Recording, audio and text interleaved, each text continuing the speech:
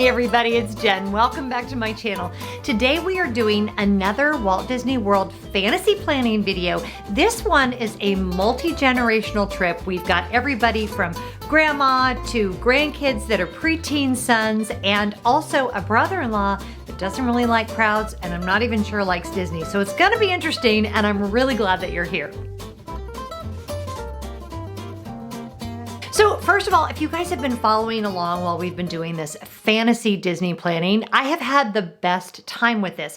It started out with me doing it as kind of where I would go if I was doing a fantasy trip, you know, as we've all been stuck at home. And then as it has extended into my planning trips for you all. Now for our next installment, which I think will be in 2 weeks time, what I want you to do is go ahead and comment on this video here if you'd like your scenario to be considered for an upcoming video. So basically what I need from you in the comments, if you want to be picked, is your party size, a little bit about your interests, what time of year you'd like to go, and what your budget is. And then I will take it from there and I will tell you exactly what I would do if I were in your particular planning situation. Now, today's video is based on a comment from Donna C, and I'm gonna read you what Donna said. Hi, Jen. Hi, Donna. My WDW fantasy scenario would be a multi-generational trip with my mother-in-law, husband, and his sister's family, which includes her husband and 2 preteen boys. Of this group, only my husband and myself have ever been to Walt Disney World. Mother-in-law would most likely need a scooter. Brother-in-law does not like theme parks and crowds. I imagine we'd have to go in the summer to accommodate school schedules. Our budget would most likely be low-end luxury as mother-in-law likes to splurge on family. Would love to hear your ideas on what resort room categories would be best for our family group to be together but not on top of each other. And if I'm lucky enough to win the bag, and she includes her Instagram handle. So I already gave away the bag, as you guys know, but I loved Donna's comment because, you know, I'm just a glutton for punishment and there is nothing more fun to me than just kind of sinking my teeth into a big multi-generational trip, including people who don't really like theme parks. And I think that we can still give them a fantastic time at Disney World. Now, I did pull in some reinforcements for this video. I chatted with my friend Coral, who has a channel called Coral Joy Travels, and she used to be a Disney travel agent. And I asked kind of her advice that she might have for a large group. And of course, both of us would tell you our number one piece of advice would be to use a Disney travel agent. But I also have a whole bunch of other notes here about different tips and suggestions for making this a fabulous trip that everyone, even the brother-in-law that does not like theme parks, will talk about for years to come. No pressure. Let's start out with a few planning basics. If you are planning a trip with a large group. Now this is really only 7 people, like just my family is 5 people. So 7 people is really not a huge group to deal with, but it's still enough people that you're gonna wanna employ some of the large group techniques. Now my number one tip, and I did confirm this with Coral and she completely agrees, is you're gonna wanna have one person in the party be the project manager. Now Donna, I'm going to assume that that's going to be you, but this is your Julie from the Love Boat, if you will. This is your cruise director. This is the person that will give suggestions and guidance, and ultimately, this is going to be the contact with the travel agent. One of the things that Coral said is when she has planned large groups, it gets very confusing when a bunch of different people are all talking to the travel agent. So as a professional courtesy and just to make things more streamlined, if you can assign that project manager and have them be the liaison between your family and the travel agent, that would really help. This does not mean that as the project manager that you're going to act like a dictator, okay? So other than having a project manager, my second top tip would be get buy-in and get input. So everybody in the group needs to have an opportunity to say things that they would like to do, places they would like to eat, particular attractions they would like to go to. Before you book with a travel agent, you may want to send out a couple of options for where to stay. You may want to send out some dining options, maybe even some menus, and let the whole family weigh in. And the reason you want to do this, even though I know, Donna, you know best, you've been, you could just tell them what to do. People don't always like to be told exactly what to do, even if it is in their best interest. And I know I find that annoying as well. However, if you give them the opportunity to have buy-in via maybe group text or family email, that will make everyone feel part of the planning process. However, at some point, the buy-in has to stop because there will be a time where reservations need to be made, deposits need to be made, and I think you do need to be very clear as the project manager. I will take input up until this date, and then we're going to be booking and reservations will be made, and we will have less opportunity to take input at that time, if you know what I mean. My third big tip for planning for a large group is basically a tip that I give to everybody who's planning any type of Disney vacation. Set realistic expectations, but I think that's especially important when you're talking about a large family trip. I mean, after all, our family can't even get through Thanksgiving Day without some level of conflict. So when you're talking a week-long vacation with a multi-generational situation and lots of people and probably lots of past hurts and lots of relationship struggles and all of those different things, unless you're the perfect family, which you may be, Donna, I don't know. But you're gonna have issues on this trip. And I think you need to be realistic about that. I think you need to give people freedom and space and definitely make sure that everyone understands that this is for everyone to have a good time and that, just don't be too controlling and, you're the cruise director, you're the project manager, Donna, but also we need to give people freedom that this is also their vacation. The other thing I want you to set realistic expectations about is money. There is nothing more awkward than if you're not clear on who's paying for what. You said mother-in-law probably would be footing the bill, I'm assuming for the lodging, but who's paying for everything else? Is everyone paying for their own tickets? Are they paying for their own dining? These are conversations that you really want to have ahead of time to avoid any awkwardness. Talk about money because somebody's got to pay the bill. Now, one thing Coral did say is most travel agents have no problem working with multiple credit cards. So although you do need one person to be the point person, that doesn't mean that person has to pay all the bills. The travel agent can easily get multiple credit cards in order for everyone to be paying what they agreed to on their own. All right, so let's talk specifics about where I would have this family stay. Now, I'm sure even as I've been talking, you have your own opinions about where you would have them stay.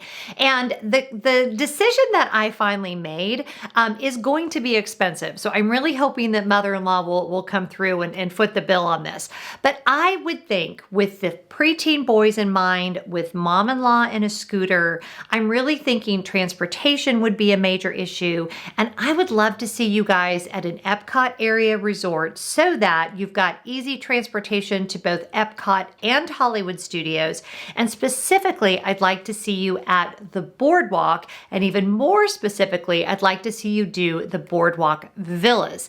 Now, the reason I love the villas, and you could go either way, I'm going to give you very specifically what I would do, but I like the villas because the layout is very nice. They're not quite as pricey, whether you're renting points or whether you're paying cash through Disney.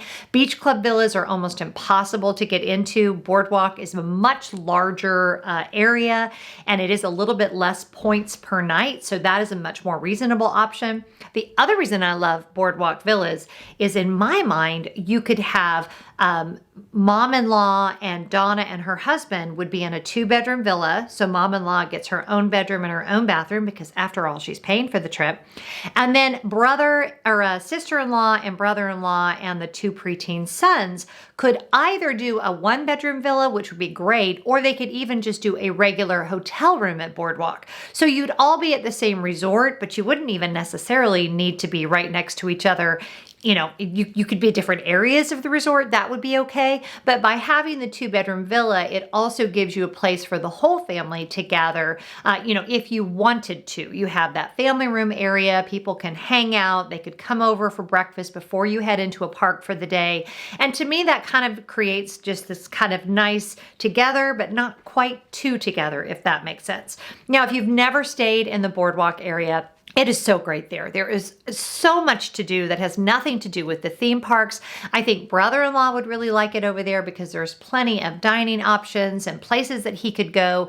I just think it is a perfect location, especially for preteen boys who are very likely to want to spend a lot of time at Hollywood Studios. And then once we've got, you know, the new ride, the Guardians of the Galaxy ride at Epcot, they're probably going to want to be over there. So it really is a fantastic location. The other thing that I would do if it were me is I would schedule a few kind of special things, like maybe you want to do a girls' day, because when you've got 2 sons, I've got 3 sons, so I get this, you might want a little bit of girl time. So I'm thinking maybe sister-in-law, Donna, and mother-in-law could do either tea at the Grand Floridian. Hopefully that will be offered again very soon. Maybe they could do a spa day. Maybe they want to do some shopping at Disney Springs. And maybe the boys could do something like one of the water parks or something like that. Because you don't need to feel like just because it's a big family trip, you don't need to all be together all the time. And that brings me to my next itinerary point, which would be your dining. I do love the idea of having one family meal every day where you're all gathered together. And it doesn't matter if that's for breakfast, lunch, or dinner, but you have that one touch point where you know you're going to be together. And then the rest of the day, people can do whatever suits their fancy. They can be together if they want, or they can go do their own thing if they want. There are a few restaurants at Disney that I really love for large parties. These restaurants are not necessarily on everybody's radar, but they're ones that aren't terribly loud. It's usually you're able to have conversations, and they do have a nice setup for larger parties. So the list that I made includes Garden Grill. Love it there because they have those huge booths. You would be able to seat 7 people there, and the character interactions, even now with the Great Unpleasantness, it's just a great place to eat. It's a great way to either start your day with breakfast or to have lunch or dinner, especially since, and I forgot to mention this, Donna said they would be going in the summer months. So having Garden Grill is a great option for having lunch during an Epcot day because, you know, it's hot. Summer in Florida is hot. Did you know that? Did you know Florida in summer? Hot? Captain Obvious with mouse ears. Okay. Other options that I love for large parties, beer garden, because you're going to get a table all to yourself. You've got the entertainment, and I'm actually hearing that post Great Unpleasantness, the food here has gotten even better. They serve it family style. It's still all you can eat, and I think that's a fantastic option for a large party. Also, Crystal Palace is a great option. Another place that I've heard has actually improved the quality of their food since they've changed procedures post Great Unpleasantness. Ale and Compass. Now this is at Yacht Club, so it'd be very convenient if you're staying at Boardwalk. This is one of those restaurants that I feel like is kind of a hidden gem. I have had such great meals here. I've eaten there, I think, 3 times since they changed it over a few years ago. Always had great service, and it definitely has a more high-end feel.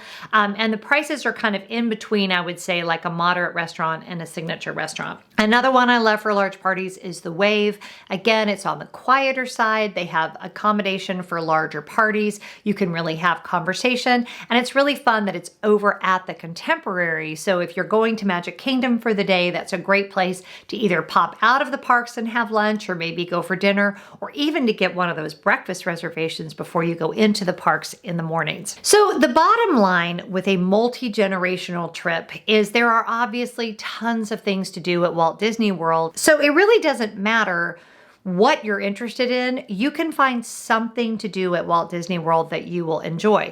I have to admit to you, when I was planning this, like the person I was picturing in my mind was the brother-in-law, because I'm always about winning over people that think they don't like theme parks, because I don't believe that a trip to Walt Disney World is really a theme park trip, or at least in my mind, it certainly doesn't have to be. That's not how I do Disney World. I like to do Disney World, and I've said this before, as more about the experiences and the smells and the sights and the music and the food. And I think brother-in-law would be happily surprised by the type of experience he could get at Walt Disney World. And he may have in his mind that it's all waiting in long lines and sticky ice cream and screaming toddlers, when if you do it correctly, nothing could be further from the truth. I mean, not that you might not run into a screaming toddler, because you might, but you know, it can be done very differently than what I think a lot of people imagine in their heads. I'm also intrigued by the idea of mother-in-law wanting to be generous with the family trip. I think it's such a magical memory to make for a multi-generational trip. So many great opportunities for picture taking and meals spent together. And you really just don't want to rush through the experience. You want to really enjoy every day, because I'm assuming that the point of the trip is not to check off a list of a bunch of rides ridden, but to give everybody an experience. And those multi-generational trips, I think now more than ever, really mean the world to all of us. So Donna, here's what I would have to say. Coral was very interested in this as well. If you end up taking this trip, will you please let us know? Because I think this trip sounds amazing. I think everybody would have a great time. And I would be really curious to know when you got back if your brother-in-law has decided that Disney is actually now his favorite place. That might be expecting a little bit too much, but you never know. And I feel like that was like gauntlet thrown down. Challenge accepted.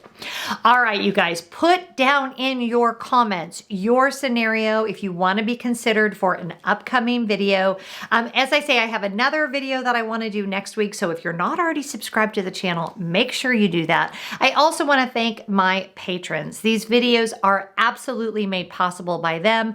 I do fresh content over there every week. I do blog posts. I do exclusive videos. We do live streams. And if you'd like to be part of that, you can join for as little as $5 a month, and I will absolutely put that link up here in a card, and I'll also put it down in the description box. It's very easy to join, and you can join 180 of us that have a lot of fun over there. Whatever you're doing today, I hope you're being really good to each other. If you like the video, make sure you give it a big thumbs up, and I will see you next time. Bye!